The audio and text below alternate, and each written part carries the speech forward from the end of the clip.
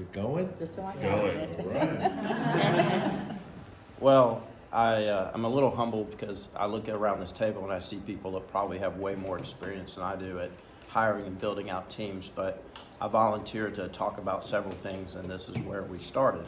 I guess I'm going to begin the story with a story, or this talk with a story. I moved to Aiken in 1993 to start a Xerox sales agency.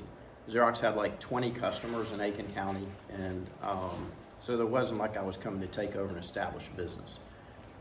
We moved here, immediately had another baby, so there was a lot of pressure to succeed, and it was just me. And then all of a sudden it was time to hire a salesperson.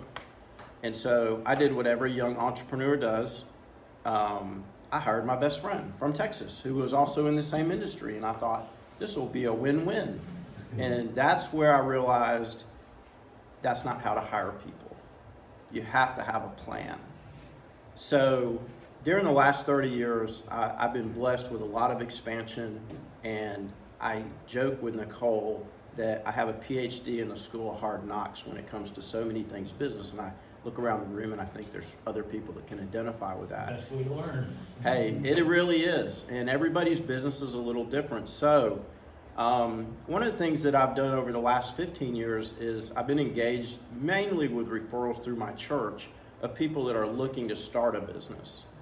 And I don't charge a consulting fee, and I also sign an NDA with them so that the things that we discuss don't make it out into the public, and everybody's happy because I'm not doing it for profit. I don't need references.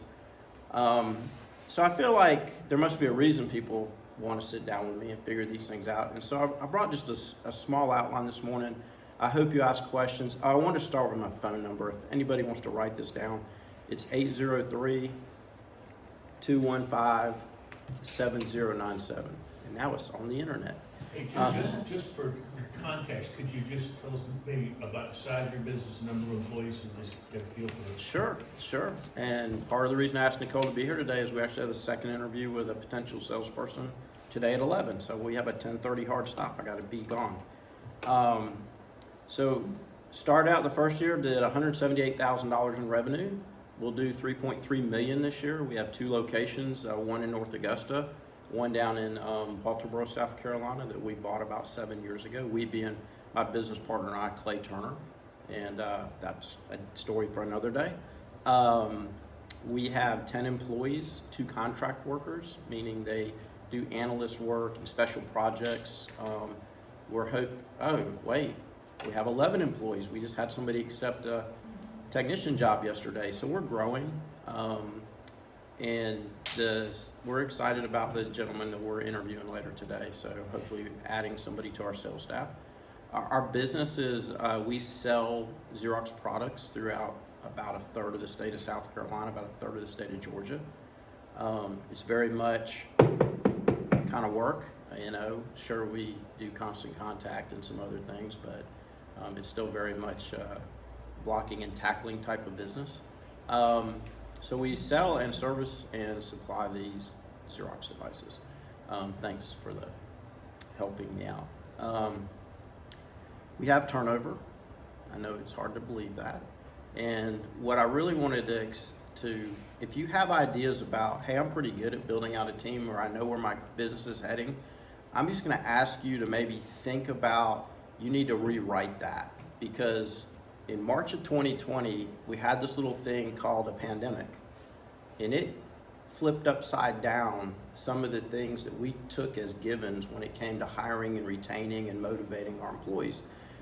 So that's really what I want to talk about, and that was further borne out last week. I was in Chicago for 3 days for our conference with other business owners that do what I do, and we had a great conversation about maybe some new approaches to hiring, interviewing, and what does your organization look like going forward, because it is changing. So any other questions about my business before we move on? All right, so back to the story about Bob, my best friend. What I realized when I hired him was you can't do things from the heart necessarily. You have to have a plan. And so when I meet with new business owners or people thinking about launching their baby or whatever it is, we always talk with that plan. And if you're the kind of person who says, I hate plans, they're too restrictive, I'll just tell you, whether it's my business or businesses I've helped, if you don't have a plan and you don't have a direction, you're most likely really going to struggle, or you're not ever going to achieve what you can achieve. So the first thing is, this is feedback from people we've interviewed and exit interviews. People want to know, what's your hiring process? You know, what am I going to go through? What are the steps? And for us, that's a phone screen. And then depending on the type of job, it may immediately be a background check, drug screen, those types of things. For our more professional jobs, it includes a personality profile test. We use DISC and Divine for salespeople. The DISC is for everybody. And that's generally before we meet with them face-to-face the first time, because it helps us formulate our questions going forward. People want to know who they're going to report to, who's the supervisor. You know, so these are things in a job description. You know, you want to call their references. Has anybody here ever hired somebody not called a reference? Yeah. I'm glad you're here. You got a job. So one of my best hires was a convicted murderer. Yeah. And I got a buddy who's a judge. I called the judge and said, you know, convicted murder, what do you think? Shit, that's a one-off. You just don't want to hire somebody who's doing, stolen checks and shoplifting, that kind of thing. And he's a great employee, lasted like 3 years. Yeah, absolutely. That's a story. Kill anybody else? He's been gone a while, so I don't know. So I'm glad he brought that up. Not everybody on our staff has a clean background check. And again, it depends on what they're going to be doing for us, how they serve our company. But we just really want to know their honesty. So in my phone screen with somebody, I say, hey, here's our hiring process. We're going to do a background check and have a drug screen. Is there anything we should talk about? And I've had people go, well, I got a speeding ticket last year. You know? So it's and then all the way to somebody that we hired that had just gotten out of the federal penitentiary after spending 6 years there. So everybody has a story. So thanks for that. That's awesome. And you know, you have to decide as a business owner, this person has probably some risk involved with hiring them. All right, can you tolerate that risk? And they can be great team members. The other thing, and we were terrible about this in the early years, we're better now, is having employee evaluations. One of the reasons we lose employees is they want upward mobility. They want to understand, what's my career path? You know, can I become a shift supervisor? Or can I become the service manager? Or can I become the sales manager? You know, I don't want to be stagnant. I want to have some sort of understanding about, am I going to have to leave your organization to get my next job? So as a business owner, these are questions you need to answer before you ever talk to those people. You need to have an answer to that question. I mean, you know, having a career path is important. Job responsibilities. You can't just say other duties as assigned and leave it at that. It needs to be specific, and you need to have a conversation with people about how their skill sets meet those responsibilities. I know this seems simple, but I can tell you, when we have done exit interviews, we've blown it at times. So anybody here never fired somebody? Ooh, never fired somebody, okay. Who's fired more than 10 people? 20? Okay, you're the winner. You get the coffee mug. More like 100. Yeah. So, and Charlie may disagree with me about this, but in my world, the first time I think about firing somebody is when I need to do it. Yep. If they've proved to you, if you come to that conclusion, if they're firing themselves. They If are. you've ever had to lay anybody off, that's bad, man. Explain to the group in your world, what does firing yourself, what does that look like? What does that mean? You know, the obvious ones like theft, that's usually not it, though. Usually it's, you know, they don't show up, they can't get along well with others, and I think in the last 10 years, I and my organization's fired a lot of people. I don't think we've lost one unemployment case. Right.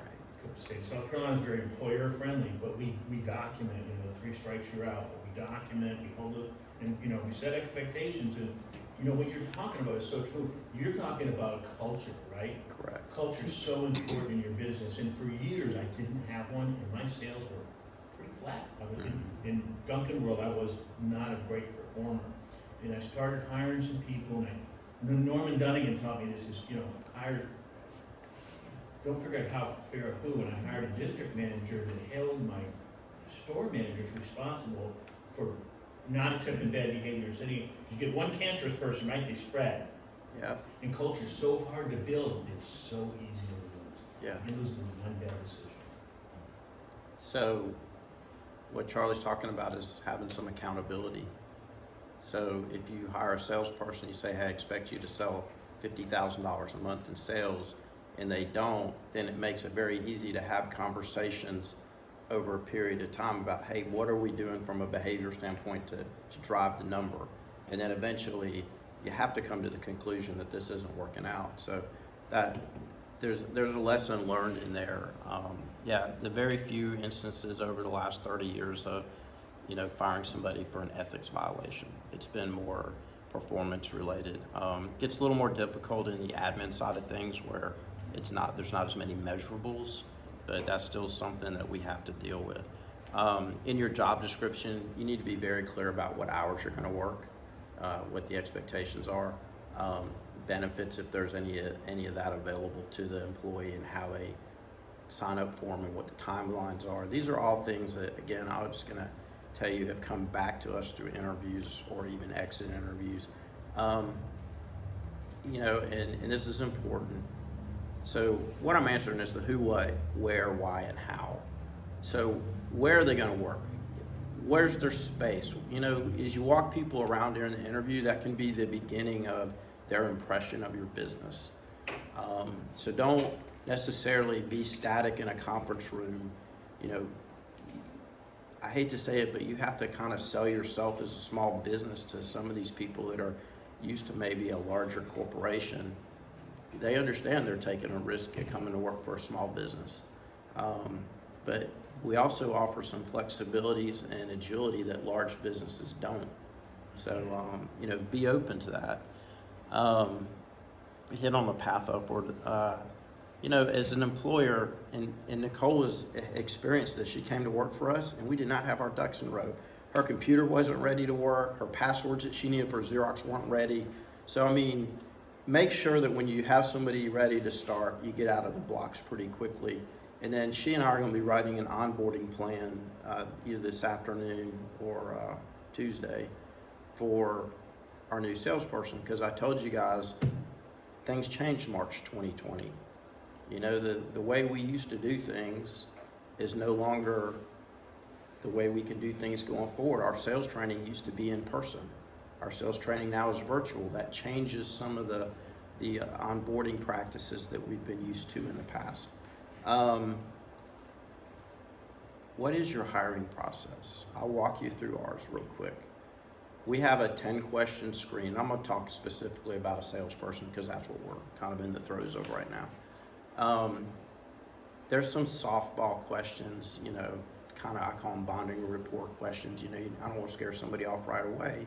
But about the fourth question is, and this is a 10 to 15 minute call. This is a quick one. I'll say something to the effect of, Gary, every person we hire into our small business is an extremely important hire. And we are looking for just A players, and I'm not sure I'm hearing that from you. And then I zip it. And about half the people say, I'm sorry I wasted your time. And for those of you that aren't in sales, you're probably thinking, holy crap. But for a salesperson, that should piss you off. That's an objection. That's when I want you to sell yourself to me. So you got to come up with some questions that are right for your business. And ask the question and don't rescue them. Just be quiet. Did anybody else have any best practices, favorite questions they like to ask? Because I want to steal some of them. I go back to onboarding. I used to be in the country club business and we'd onboard members. And there was a direct correlation to the quality of your onboarding, how long those members stayed, and they would worth so much money their lifetime. I would say the exact same thing is true for onboarding your employees. There's a direct correlation to the quality of your onboarding, and giving them a mentor, and how long they're gonna stay with you, because it's a hell of a lot cheaper to retain an employee than to hire a new one. They don't know where the damn light switch is, never mind anything else. Yeah, as a small business owner, when you give them a key to the building, that's always an We have interesting the same one. kind of hiring process as you. It's food service. Yeah. It's a very revolving door. And you put an application. You're hired. Yeah, you showed up for your interview, you're hired. But to weed out, because you get all these applicants that really are just kind of checking off the box. I'll ask off the wall questions on like a digital invoice or a digital application, like crazy, because we're an outside the box company. Yeah. One of my questions one time was, you're at work and a penguin wearing a sombrero walks through the door, what do you say? And my husband's like, why would you ask that? He goes, what if they think that's really odd? Then I said, then I don't need them working here, because we're odd. We're a meal prep company and we're outside the box, and and also you have to fill out those 3 questions, and you know how many people don't and just put their resume in. So it's like, that's your Reading out. first thing, is like, can you follow direction? Mm-hmm. And so they ask those weird questions. And then you also see what kind of answers, and you're like, I don't even sometimes look at their resume at first. It's like, just because of that great answer, I'm gonna interview you. Yeah. And I believe it was Stephen, I don't know, my meetings are running together, but didn't somebody bring up in an interview the questions that were asked were very similar to what was on the job application, and the potential candidate said, this just seems so repetitive. But it made perfect sense, because the job that person was interviewing for was a job that was going to be very repetitive. So if they're bothered by it during the interview the interview process, then how are they ever going to be successful with that job? Was that you, Stephen? Or was that had to be in Chicago. That had to be in Chicago last week. You like Chicago, don't you? Love Chicago. Yeah, I'm glad it didn't get killed. me too. That's right. So we met at a building, we met in a large Xerox office building in Chicago, and they do as much business in 3 days as we do in a year. And we came back, and my business partner and I were trying to figure out, how in the heck would we do that? But amazing how scalable it can be. Second part of if you get past the phone interview and you still aren't mad at me, then we'll try to schedule a sit down after personality profile, which is just a link we email to them, and then we have that report for that first interview. On the admin side, we may skip that if it's for an admin position or a technician type job. We do the DISC at some point, because the DISC profile just allows me and Clay and Nicole to know how to talk to that employee, if that makes sense. So that's a very critical part of our process. So during that face-to-face, we're looking for body language, appearance, how they interact. We ask questions depending on the role they're applying for that aren't quite as difficult as the team player, team question. But we want to hear things that are relevant to how they take care of customers, or what their thoughts are about answering the phone versus having what do we call that thing to answer our phone? The auto attendant. Just to kind of hear their DNA, but also it's an opportunity for them to sell themselves on why we should hire them. We want to know a little bit about their background. Everybody that works in our company has a story, and we may not know it during the interview. And then this is something that's, and I said it's small business, you have some flexibility. We generally end that first interview by saying, hey, in full disclosure, every Monday morning we get together as an organization, and we normally have a devotional, we definitely have a prayer. If that's a problem, let's just talk about that now.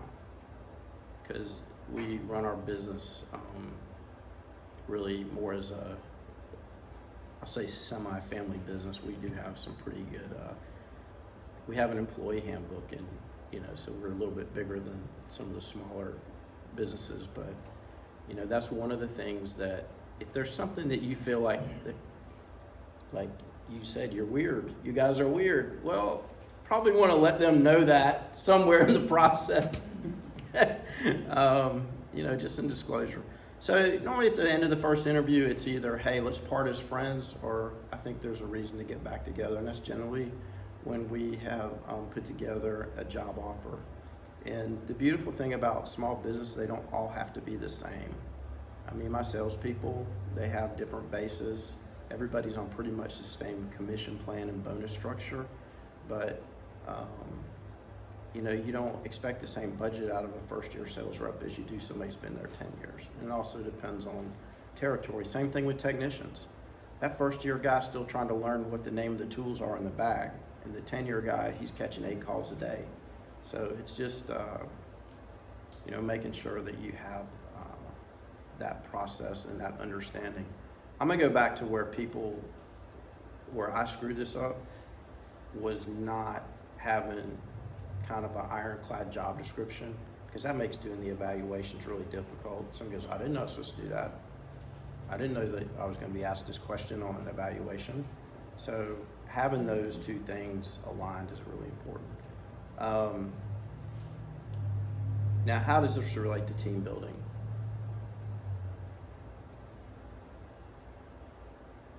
You don't start building out your organization without a business plan. I bet Charlie never bought a franchise because somebody said you ought to buy a franchise. What I didn't have is an exit plan. That wasn't my problem. Got to plan the marriage and the divorce, buddy. In the next business, I got that figured out before I got the starting point. So let's talk about that business plan. Before you ever start building out a team, you had this vision, this dream. Maybe you want to grow your insurance agent to a certain number of agencies or locations. You know, you had an idea. Let's get it on paper with those scary things called benchmarks or deadlines or whatever it is. And then let's hold ourselves accountable to it. And that's where I find it really depends on your personality. I'm a D, a high D. And that means if you give me a proposal on a napkin, I'll make a decision right now. Yes or no.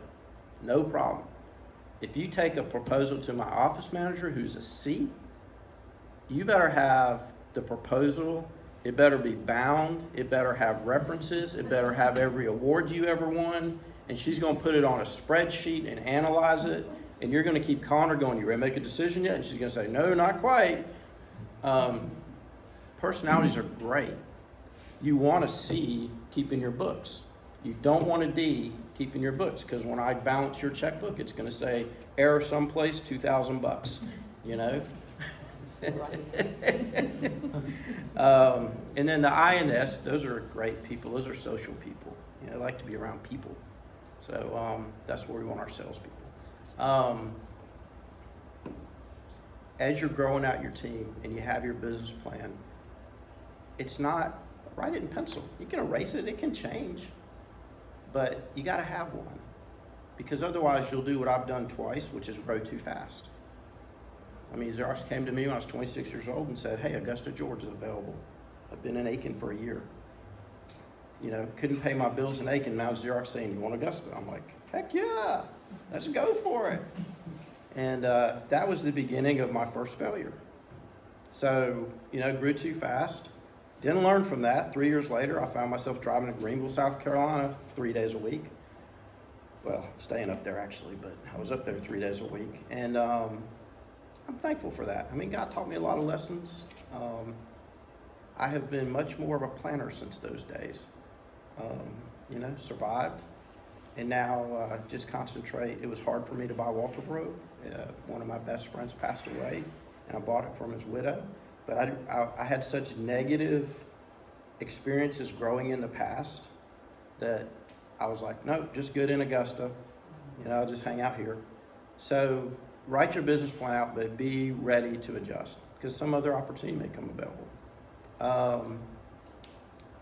I'm going to finish where Charlie said is, I think what I heard him say was the most important thing. Onboarding.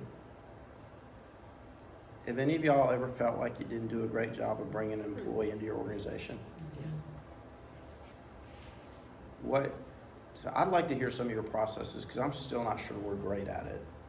So what did you learn and what did you put in place from an onboarding standpoint? A point of contact for them, like one person that they go to every time they come in, who they follow, who teaches them, if they have questions, and being good at follow-up, going to them after each week, give me your thoughts, letting them know, you can tell people you have an open door policy, come talk to me about any issues, but they're new, are they really gonna? So making sure that they understand that, and almost have it, I've now done it where it's almost like a self-led, when they're ready to go out on their own, they have to tell somebody, they have to say, I'm ready, I don't need to be with anybody anymore. Because we can say, oh yeah, you seem ready, and they're just faking it till they make it, but they actually have to come to us and say, I'm good, put me on my own, okay? Great. So give them a little bit of skin in the game that they have a say on, they can take as long as they need. And Charlie, you had something to say? No, I mean, it's a mentor, same thing, we have Yeah. a training manager now, I never was able to pay for that before, but we have a training manager, we have, checklists for videos they gotta watch, and a buddy list, and give them some swag when they get on, and everybody have the Dunkin' app, you get the Dunkin' app? You sign them up for the Dunkin' app, give them a $10 gift card so they use it, and I had no plan when I first started, it was awful. Yeah. I mean, it's taken me 10 years to sort of get it. And I've been in business all my life working for other people. How did the food service business change for you guys on March 2020? What's happened since then? What's different about your processes? Sales went up 100%. Yeah. Because I had a drive-through. Yeah. But yeah, it's just crazy. There's so many challenges, getting stuff right. Getting stuff, getting people. Employees that were, these people are 20 years old and they think COVID is like freaking cancer. And now they're still wearing masks at 20 years old. So the mass hysteria, because we're all in, right? They're all working together. And one person gets it. It's like, oh my God, you're a horrible employer for making me work. What's happened to wages over the last 2.5 years? Percentage? Twice last year I gave every single person a raise, and we raised prices the next day. Yeah. I think we're 20-25%. Ani had an interesting movement in her business that maybe you could just take a minute So and tell due COVID, to inflation. Yep, so during COVID, my meal prep company thrived. So I only was Paleo Num-Yums up until August 1st of this year. It thrived during COVID. It was the aftermath when everybody kind of got back to whatever this normal is. Prices went up, we're at the high end of everything. There was a lot of, we're a luxury item, even though I know Dunkin' Donuts is, but meal prep, we're a luxury item for people. I think more people are working from home, they're not going out. There's a slew of reasons why all of a sudden after COVID, we noticed our sales weren't great. We looked at everything, we changed marketing, a whole long story, to where I was like, it's not profitable enough for me to continue. Actually made the decision to actually close. My lease is up it was up in January, and then essentially stumbled on a shared kitchen idea and basically flipped my store, became a shared kitchen, took the meal prep company out, and now the meal prep company rents space from the shared kitchen along with other food-based businesses. And I'm sorry, where are you located in Augusta? On Fury's Ferry, across from where Earth Fair used to be. Yeah. There's a long Is red there a little brick. strip mall there? Yep, Yeah. I need to come see that. that little red brick building. So right now we have 7 businesses, including my original Paleo Num-Yums, that You come just out of charge there. them rent? Mhm. That's a great concept. Well, it was my CPA that we were talking one day about selling off my assets, and he's like, "You have a whole commercial kitchen," and I was like, "Yeah, I Well, don't." you don't had, like during COVID, you had to pivot, right? You had to. Yeah. Yeah. At the cafe, we started doing to-go meals, which we thought, and my chef was like nuts. He was like, it has to be perfect. No, it doesn't have to be perfect. But, you know, so you had to pivot. We and do, whatever and we you had to pivoted do. during COVID, but I mean, people needed us during COVID. They couldn't go shopping and all that kind of stuff, so, but yeah, it turned out to be a really great idea, because evidently, well, and at the time, I was almost ashamed, I guess, that my business wasn't doing good, and then as I started to kind of research when the shared kitchen idea came about, I kind of realized, oh wait, why am I feeling bad that my business isn't doing well? When you actually look around, there's a lot of food-based businesses not doing well. And then come to find out, when we started kind of launching it, there was a big, and there still is, there's a lot of people looking for a shared kitchen. Yeah, so like I said, your business plan was written in pencil, you were able to kind of redirect it. I mean, that's important. You've got to have that flexibility. I had an observation on hiring practices. Yes, And a question for you. yeah. My observation that I found as I am in the older generation, are employers looking at, in their hiring practices, emotional intelligence? Is that a commodity that we bring to the table? Define that. Yeah, We've got a level of maturity, we've got a different work ethic, a broad description of the older generation.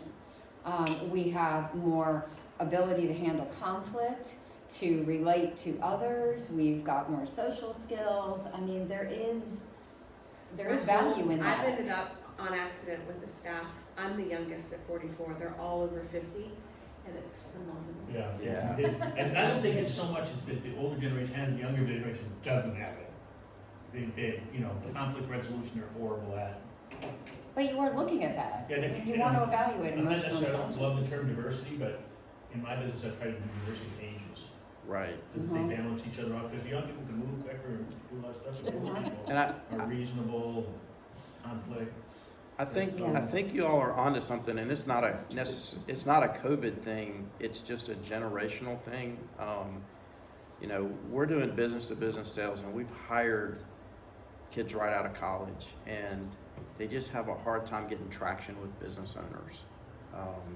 It's generally once somebody's in their 30s, 40s, 50s,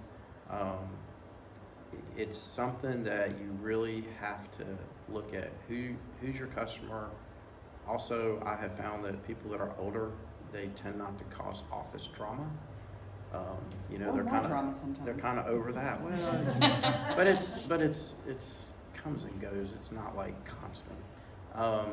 So our age range is, how old's Taylor? 27. So Taylor's 27 and Ann Hall is 74. Ann's worked for us for 14 years. We hired her to do marketing. Right now she's doing crisis management. Believe it or not, we have supply chain issues, so Ann has been reassigned to just help take care of toner and parts issues. So I think you find the fit for your team. I mean, that's one of the things Nicole and I were talking about. We were pre-gaming for our interview before y'all showed up about what we want to discuss with this young man. I say young man, he's in his 40s. And it's like, do we see any red flags when it comes to interacting with the team? So I feel like I've kind of used up, I've gone over what I want to talk about. I didn't want to tell you guys, so I've got some other topics I sent to Debbie. One is why I have a sales process.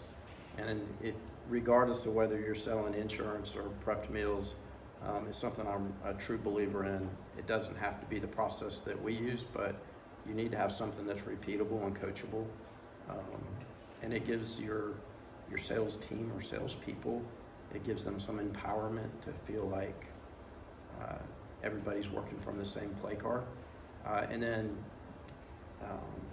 it was touched on earlier about swag and spiffs and, what do we do to motivate? What are bonuses? Those types of things. We can definitely talk about that in the future as well. That's a very personal thing, depending on your business and how you manage your teams. I think it also depends on the actual person. Yeah. Some people are motivated by money, some people are motivated by a paid day off. One of the things that we like to use, whether it's customers or employees, you treat everyone the same by treating each one differently. So they all have to, follow the rules of the business, attendance, all that stuff, but they're individuals, you know, Joe might be motivated with a stick and Sally might be motivated with praise. Yeah. They're individuals, they don't, when they work for us, they don't work for Walmart, right? Right. Walmart, they're always there. It's And you pay more. yeah. I was entrusted by a general manager to become his lead driver. I was already a full-time driver. I was already a closing driver. You have to have a little bit of blue stuff. Say, yeah, I'll work in hours that you want me to. He trusted me because he said, I see your work ethic. You're dedicated and you do an excellent job. I was a 5-star driver. Yep. Okay. He asked me to come on board. I want you to become my lead driver because this chain, we need to resurrect the lead driver concept. There's more money, there's more responsibility, but yeah, there's more money. Here's what you're going to do. Everything was laid out here for me. I thought over and said, yeah, sure, I can do this.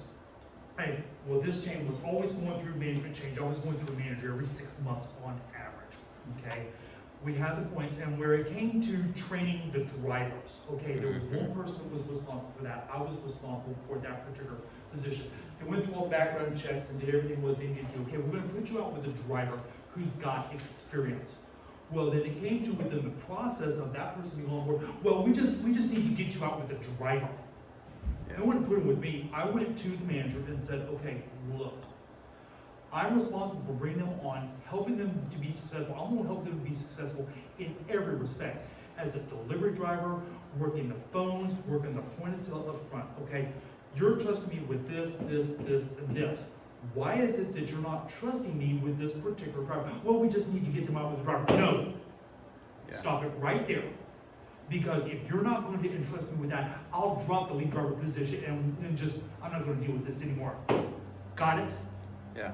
They needed to have somebody who has the experience, who is willing to think outside the box. Okay, and this is what it is I'm hired to do. Please let me do my job. Please let me help them be successful because I was responsible for working with every driver. And I think when it comes to the onboarding process, do you have a trusted individual somewhere with whatever capacity you have hired them in, somebody that they can kind of shadow, somebody they can wind up working alongside with to help them be successful, because when you help them be successful, your company's going to wind up being successful. The manager got it through his head. I'm your lead driver. I'm going to help them be successful, and it's going to help this chain wind up, this store and this chain wind up being successful. So when you have your onboarding, there needs to be a very, very clear process. Not, well, we're just going to put you out with the driver. Okay, Right. Somebody who has already proven themselves. Okay, you already trust them. Let them go with that person who has already shown that they're successful, that they have, your interest in mind as a manager. Okay, with the company's success, that's what's driving them. And I had to basically get a manager and say, no, stop it. You're not going to do this anymore. Otherwise, you'll be looking for another lead driver because I ain't going to do it. That's really, really good feedback. As business owners, we all have our strengths. Somebody mentioned we're motivated differently. I'm a recognition junkie. I've always thought if I'm getting recognized, I'm making plenty of money. Recognition in our industry is handshakes and plaques on a stage in front of your peers. So I'm a sales guy, and it takes me, and I've already told you I'm a D, so I'm very short fuse. It takes me conscious effort to slow down and hear what people are telling me, my employees specifically. So my job, based on business coaching I have received, is I'm working myself out of a job. And I have done that. I never thought I would not have a sales territory. I don't. I've divested myself of that and several other responsibilities I've had. So I was joking with Nicole before we came in here. My job now is to kiss babies and shake hands. And we have about 1,600 customers between the two organizations, and I know most of them. And so I serve a great role kind of just as the PR person. And it's given me a chance to get better at what you just talked about, because I've blown it in the past. I've not recognized the talent within my team and have been slow to react and have even lost some good people. Did you find it hard to transition from being sales to now you're kissing babies and shaking hands? Do you ever have any? I have guilt. Hardest damn thing I've Like ever that done. you're not working alongside Man, them. you've done a hell of a good job of being able to make that transition. I mean, And confident in your team. Yeah. I told Nicole I closed a deal 3 weeks ago because somebody was out, and I said, oh my God, my juices got flowing again. It was just like the greatest day. I said, let me just bask in this. But let me tell you what has changed as I've done this. It's been a 4-year transition. We were the #1 sales agent in the country 5 years in a row, about 8 years ago.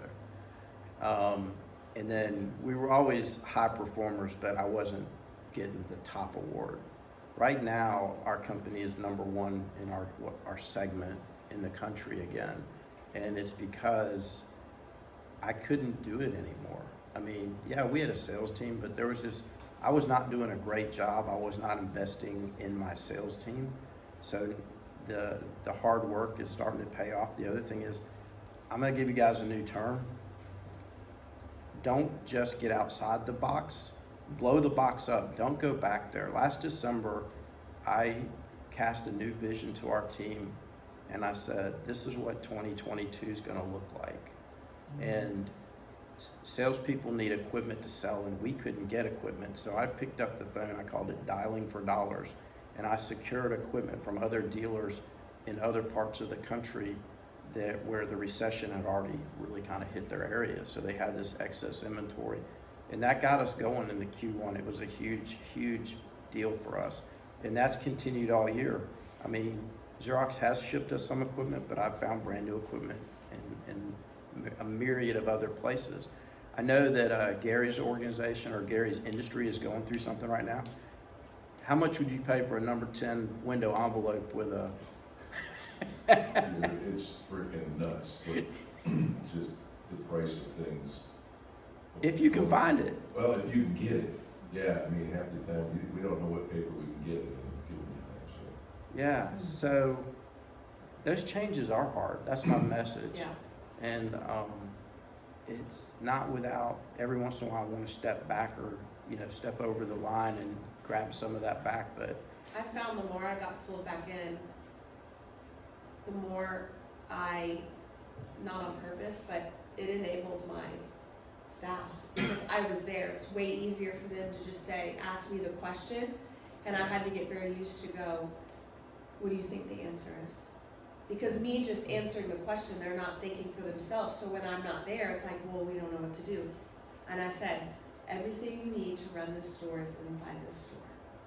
Even if you don't need me to do it. But it is awful nice to just go, hey, what do we do here? And get your employees buy-in for goals. I'm sure that when you just don't give a goal to your salespeople, it's a joint project, and they come up with the idea that you pre-positioned in their mind, right? no.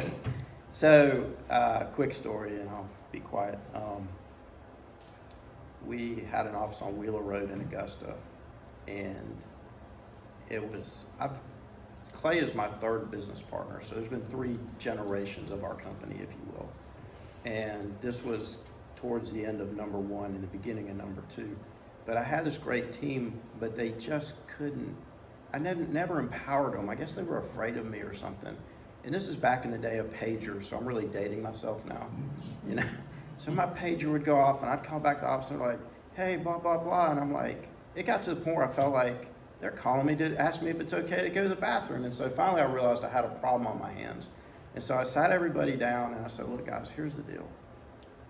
I have not been a great leader, but I'm turning the corner right now, and here's what I want you to do. If you have a question, do what you think we should do as a company.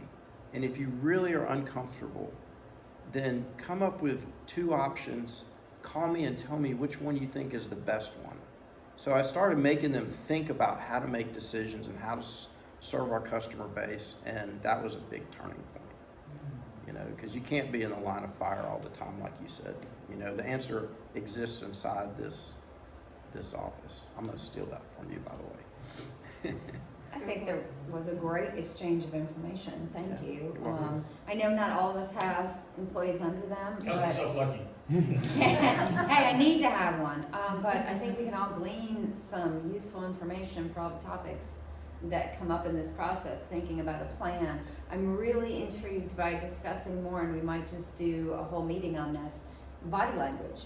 You say that you evaluate body language in the interview process, another time, because we're running out of time, but you know, what kind of training have you had in evaluating body language? Okay. All of us have a sales aspect to our business. It's imperative that we understand body language and what are we doing to hone our skills. So there's another possible topic of conversation. What I want to do before you have to get out of here is to grab a group picture. If everyone will look to our gym, we'll have a group of today's meeting.